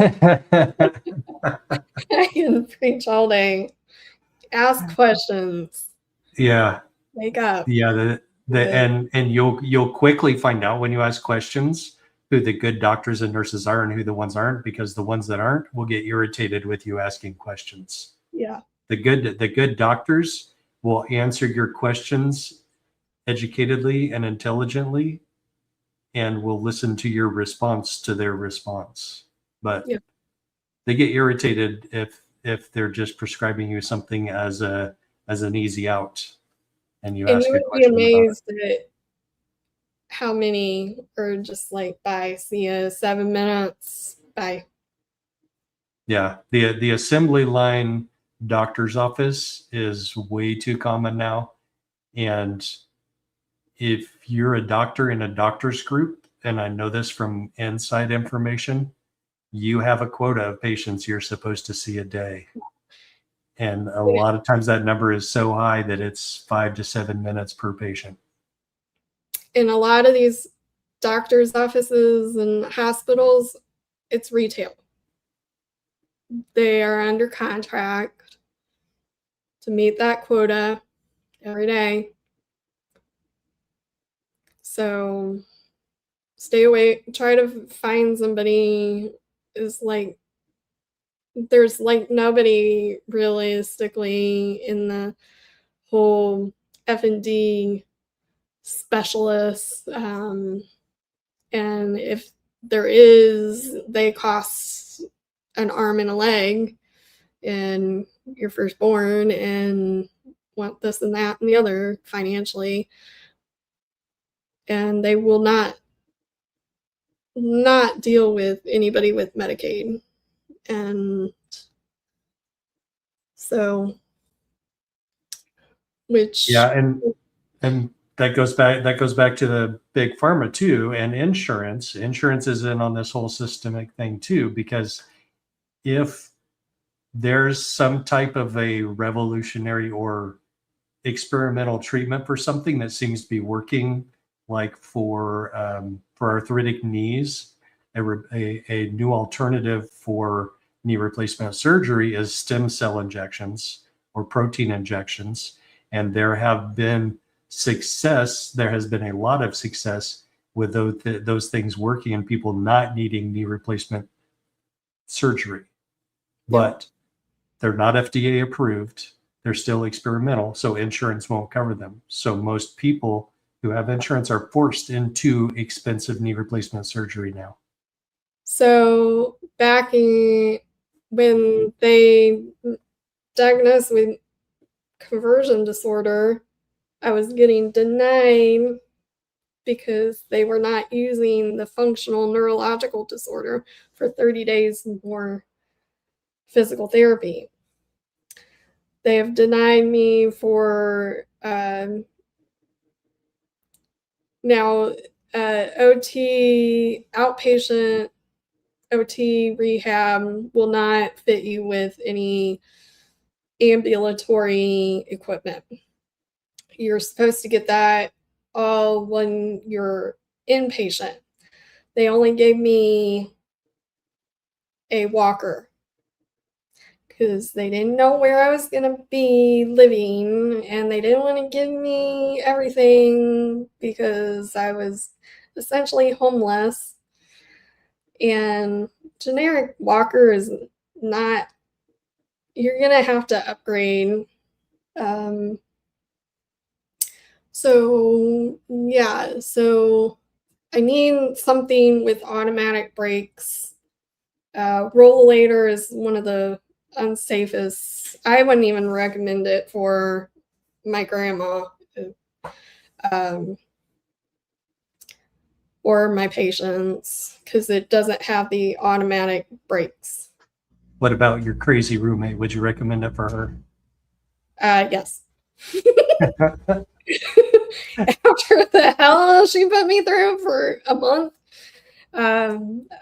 thankfully they switched me to my other roommate. She was a godsend. She was an amputee, and so she taught me a lot through this whole process as well, and kind of became good friends till the end.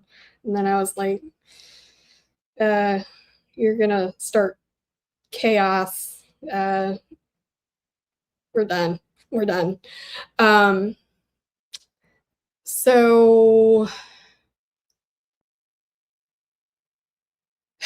and then I need essentially a 4-in-1 or 3-in-1 where I can do manual, but since I induce seizures doing manual wheelchair, I need an electric wheelchair or rollator that I can choose to walk, or if I need assistance, somebody can wheel me or whatever.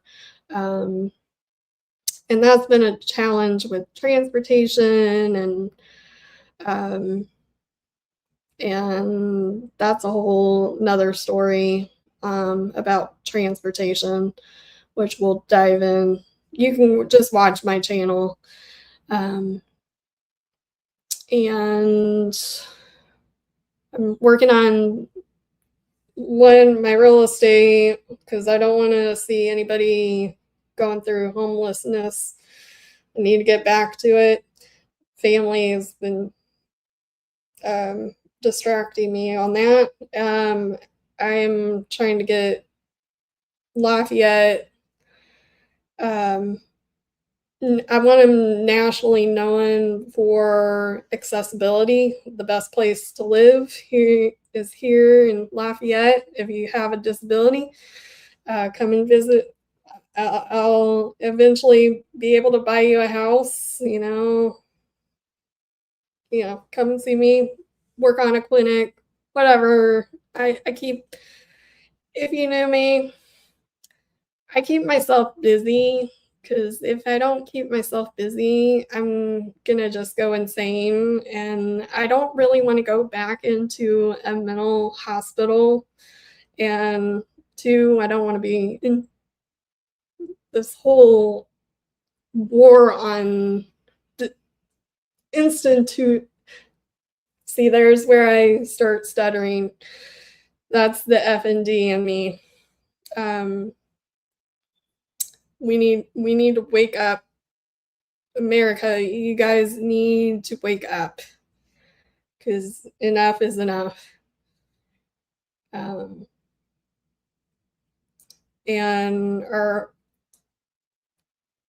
I think we are in Great Depression number 2, which we can dive in that a later time on my whole things on that. I got too much time on my hands. And you would think that with all the things that I do, YouTubing, art, real estate, that I would have no time to do anything. And I just seem to find myself doing this and that and the other. And as one of my I used to take care of a 90-some-year-old lady with dementia. Just a sitting, not a shitting, as she used to say. So that's carried on with this whole journey. So yeah. Well, we got a late start today, which is my fault. I picked the starting time. But let's definitely do this again. Let's definitely talk again soon. Yeah. We need to make this on a regular basis, Yeah. And I know we'll all be interested as your vision for going to Washington, D.C. becomes something with goals and specific milestones, then we all want to help you with that for sure. Yeah. Something it needs to happen. Yeah. America needs to wake up, and the people who are struggling need help from the people who can help. Yep. Which is now you. Oh, thank you, Coco. I appreciate that. And thank you, Sarah, for coming on here. I'm going to do quick thank yous for the super chats and stickers. You already answered this from Flickr. I think. Not that I know of. Oh, okay. I'm going to be doing more genetic testing, but that got denied because it's investigational. And so I have to try this other genetic testing and kind of go from there. Okay. But I did have a tick bite, and sometimes I have wondered, because I had a lot of seizures, but I contributed it to Adderall, which you can just watch my videos. I talk too much. Coco, thank you for that. That was very nice. Thank you. You, Coco. And Lin Jin popped in here and stayed in for quite a while, actually. I know I've seen Lin Jin in other channels. Yeah, that's the one where we talked about she's lucky she has great doctors. That's awesome. Yeah. And Angela Turtle Mom, member for 1 month. Thank you, Angela. I appreciate that. I'm going to, let's see. I'm going to put up your link one more time before we go to your channel. And then I'm going to play the outro with Charlie, so Charlie can say goodbye to us all. Thank you, everybody. Thank you, mods. Thank you, chat. Thank you, Sarah. I appreciate it. You're very welcome. See you again. Yep. See you. Take care and stay in touch.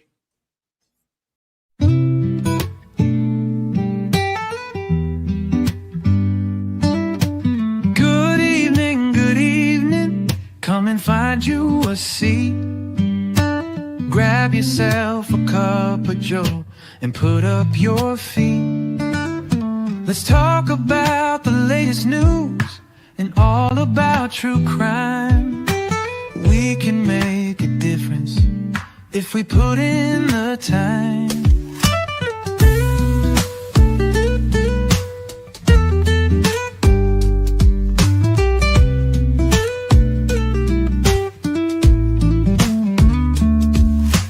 Good evening. Come and find you a seat. Grab yourself a cup of joe and put up your feet. Let's talk about the latest news and all about true crime. We can make a difference if we put in the time.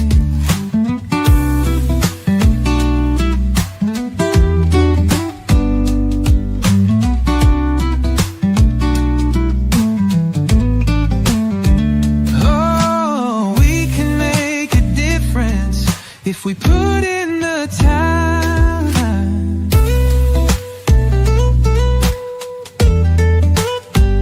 Yeah.